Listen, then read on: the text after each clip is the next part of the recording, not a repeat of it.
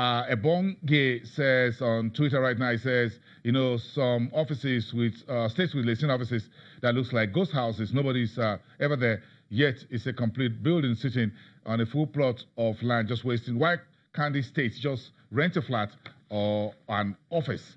These are government waste. This is one of the reactions we're getting, that some state governments may actually have to sell some of their posh buildings in Lagos and Abuja, of course, where some of these state liaison offices, you know them, by the way, if you're familiar with downtown Lagos. And if you're familiar with Abuja as well, you know quite a number of them. Government liaison offices, guest houses, hotels, and what have you. And folks are advising them to sell some of these and make good on the new minimum wage. The FMDQ 5th anniversary is on the way today, a very big day for Bola Onodele Koko and the rest of his team at FMDQ, including the board of directors of these very important securities exchange. Let's cross back there for a few minutes before we take a break and get to have a sense of what is going on today, as infrastructure financing via the debt market is the big story. Via Skype, joining us from there. That's Ayo Bileyi, who is the managing partner at GA Capital Limited. Sir, I'm sure you can hear me. Yeah, morning, Boston. I can hear you now. Thank you very much. If you are hearing me. Yes.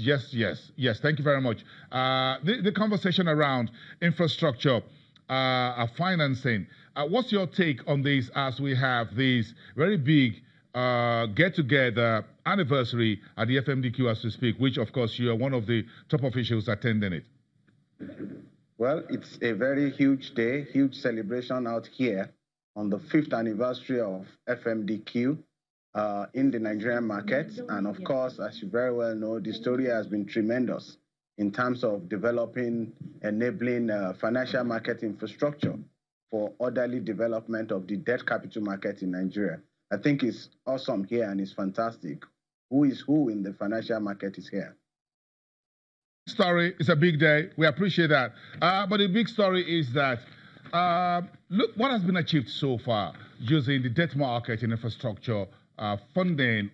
With what you've done, I'm sure you've been part of this progress over the last 5 years. If you look at Lagos State, for example, who's been able to use the debt market to fund some of its mega projects in the city. Sorry, so we'll just... As we all very well know, infrastructure is a key enabler for economic growth, development, and shared prosperity of any nation.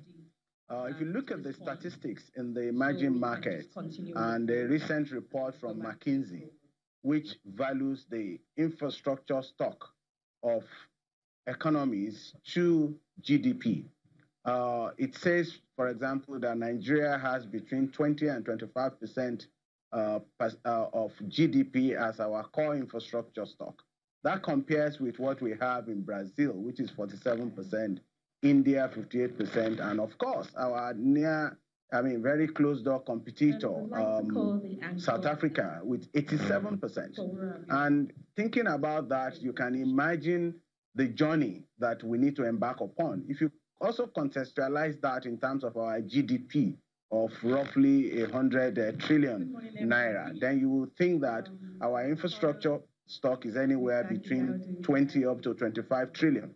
So we require double of that capacity to even get to the optimal level, which is at about 70% recommended for any economy to thrive sufficiently and attract needed capital to propel infrastructure development in an economy. So it's huge, and the debt capital market is going to play a more critical role going forward as we mobilize long-term resources to finance, sustainable infrastructure for Nigeria. Okay, Mr. Bileyi, as you're talking to us, a number of our viewers are reacting, and they say, this is good. You need the FDI, we need the capital markets to help us, but we need policies, local and foreign. We need policies that will bring this money in. So how do you think we should do this? Doubt. We are seeing the investment climate in Nigeria improving gradually. We need an enabling environment in terms of ease of doing business. It's glad that recently the ease of doing business report of World Bank was released, We are kind of steady on where we were last year, 145%, 145 position last year to 146 this year.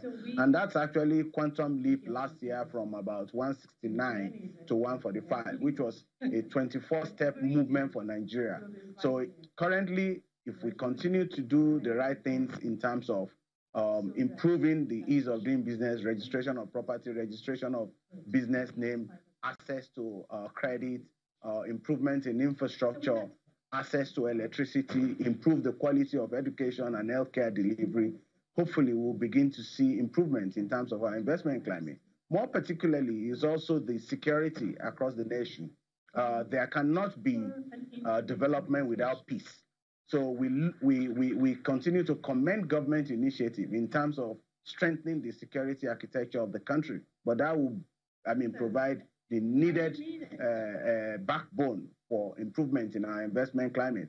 And of course, enabling policies, be it trade policy, be it monetary policy, be it fiscal policy, are also sine qua non for us to attract quality FDI competitively in comparison with other economies that are also competing for flow of funds to their own economy.